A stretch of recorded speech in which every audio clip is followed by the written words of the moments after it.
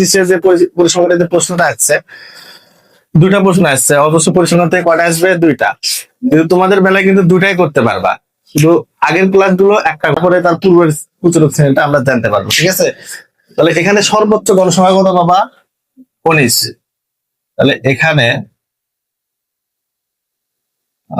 সর্বোচ্চ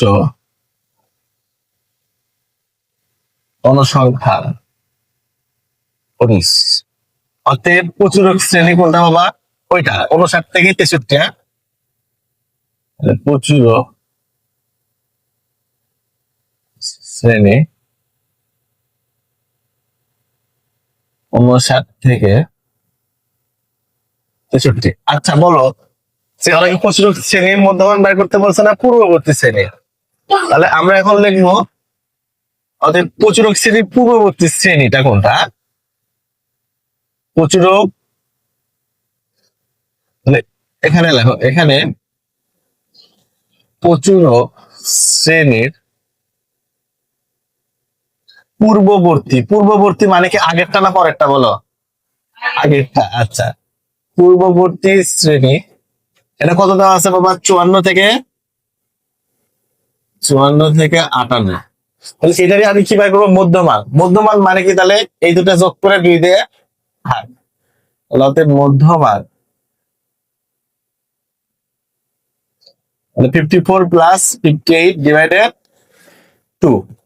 আচ্ছা, এই তাহলে 56। তাহলে এই 56 হবে অ্যান্সার। অঙ্কন করবা, তারপরে সূত্র বসাবো। তাহলে দেখো, লিখতে হবে সংক্ষিপ্ত পদ্ধতিতে গড় নির্ণয়ের সারণী।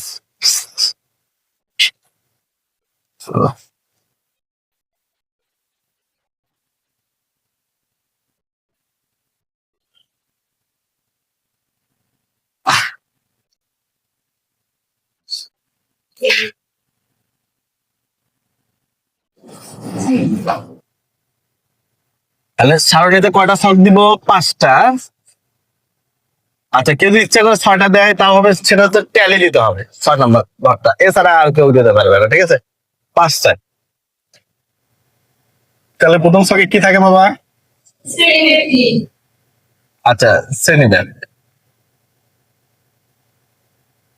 তারপরে ছকে কি থাকবে?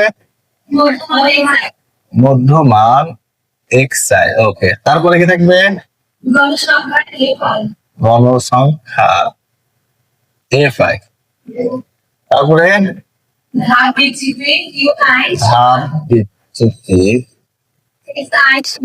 ui সমান xi divided xi minus a divided